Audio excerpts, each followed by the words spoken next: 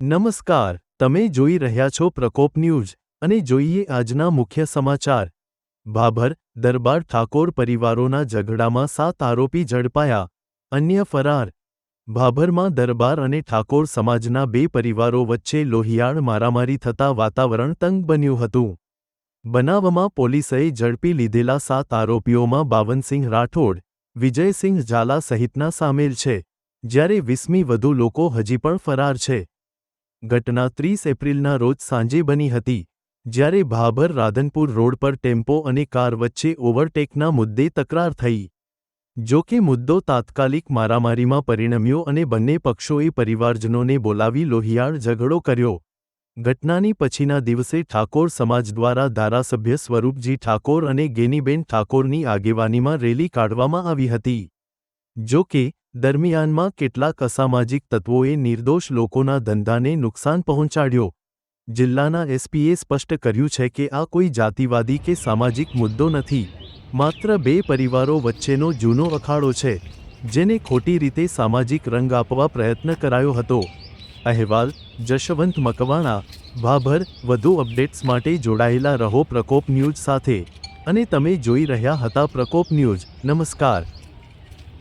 રોજ ભાભરની અંદર કેટલાક તત્વોની વચ્ચે એક મોટા ઝઘડાનું સ્વરૂપ લેવાય છે। જે ભાભરમાં જે ભાભરના 3 રસ્તા છે તેની વચ્ચોવચ્ચ એ લોકોની વચ્ચે ઝઘડો અને મારામારીનો બનાવ બને છે।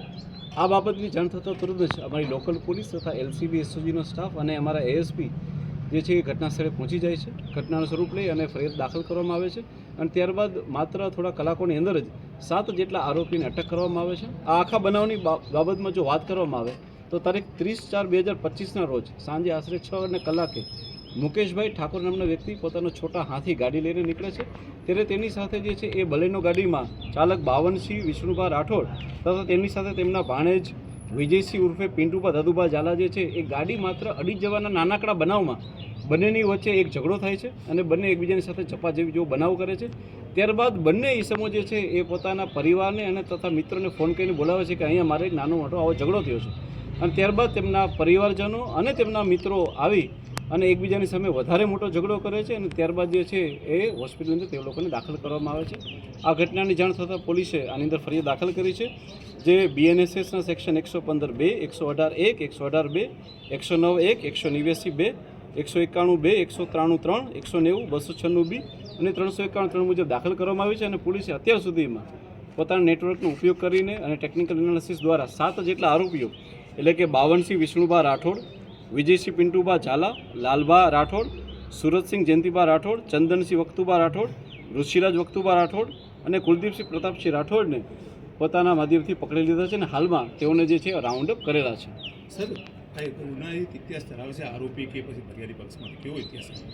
હું આપ સર્વને મીડિયાને જણાવવા માંગીશ કે આમાં બંને પક્ષ એટલે કે જે લોકોની માથાકૂટ થયેલી છે એ તમામે તમામ બંને પક્ષ જે છે એ ગુનાહિત ઇતિહાસ ધરાવે છે। જે વ્યક્તિ જે છે સંગ્રામભાઈ ઠાકોર એ આની પહેલાં પણ અનેક આવા બોડી ઓફેન્સના ગુનાઓમાં આવેલા છે। સંગ્રામસિંહના જે દીકરાઓ છે એટલે કે નવગણ સંગ્રામજી ઠાકોર, મીઠાજી સંગ્રામજી ઠાકોર, વિક્રમજી સંગ્રામજી ઠાકોર એ જે છે આની પહેલાં પણ બોડી ઓફેન્સના ગુનામાં દાખલ થયેલા છે। આ સિવાય જે આરોપી પક્ષ જે છે તેની અંદરથી બી સુરતસિંહ જયંતિભા રાઠોડ, ચંદનજી વખતુભા રાઠોડ, ઋષિરાજ, કુલદીપસિંહ અને જયદીપસિંહ આ તમામની વચ્ચે પણ જે છે એ આની પહેલાં બોડી ઓફેન્સના ગુનાઓ દાખલ કરવામાં આવેલા છે। આ ઘટના બની સર, એના ઉપરથી બનાસકાંઠા જિલ્લાને સમાજ વચ્ચે વિવાદો ઊભા થઈ ઘટના, તેને લઈને કેવી કાર્યવાહી પોલીસ કરશે અને કેવો ગુનાહિત ઇતિહાસ ન બને પરિવાર આવું બને? હું તમામ ઇલેક્ટ્રોનિક્સ મીડિયાના માધ્યમથી તથા પ્રેસ મીડિયાના માધ્યમથી હું બનાસકાંઠાના તમામ રહેવાસીને અને બાકીના તમામ લોકોને હું કહેવા માંગીશ કે આ કોઈ પણ એક જ્ઞાતિ કે જાતિ દ્વારા બીજી જ્ઞાતિ કે જાતિ ઉપર કરવામાં આવેલો હુમલો નથી। જો આની અંદર ઊંડાણથી જોવામાં આવે તો ઝઘડો કરનાર બંને પક્ષો જે છે એ ગુનાહિત માનસિકતા ધરાવે છે। આની પહેલાં પણ એ લોકો બોડી ઓફેન્સમાં સામેલ છે। આ માત્ર ને માત્ર બે પરિવારોની વચ્ચે થયેલો ઝઘડો છે, નથી કોઈ દરબાર કમ્યુનિટી કોઈ ઠાકર કમ્યુનિટી કે નથી કોઈ ઠાકર કમ્યુનિટી કોઈ દરબાર કમ્યુનિટીને મારેલા છે, કે પર્ટિક્યુલર કોઈ જ્ઞાતિ જાતિ કે ધર્મના હોવાથી કોઈ લોકો એકબીજાને મારેલા નથી। આ માત્ર ને માત્ર એક સામાન્ય ગાડી અડી જવાથી માત્ર પોતાના ઈગો ઉપર લઈ અને બંને પક્ષ જે છે એ ગુનાહિત માનસિકતા ધરાવતા હોય તેમના દ્વારા એકબીજાની ઉપર હુમલો કરવામાં આવેલા છે।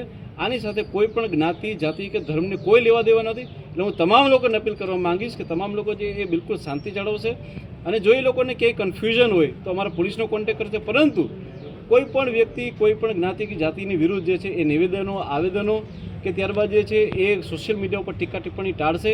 આ કોઈ પણ ધર્મ કે જાતિની વિરુદ્ધ કહેલું કોઈ કૃત્ય નથી, માત્ર ને માત્ર બે ગુનાહિત માનસિકતા ધરાવતા પરિવારો વચ્ચે થયેલો ઝઘડો છે.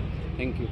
જી સર, આના કારણે બજારને જે ભોગ બનવું પડ્યું ગઈકાલે, જી. બજારો બંધ કરાવી, ધોકા લાકડીઓ થઈ, કોઈ લારીઓ ઉછાળી, આ બાબતે પોલીસ શું કાર્યવાહી કરશે? એવા કોઈ પણ તત્વો કે જેણે કોઈ લારી ગલ્લાને નુકસાન પહોંચાડ્યું હશે કે કોઈ પણ જગ્યાએ જે છે એમણે બંધ કર્યું હશે, આ તત્વોની વિરુદ્ધ પણ કાયદેસરની કાર્યવાહી કરવામાં આવશે.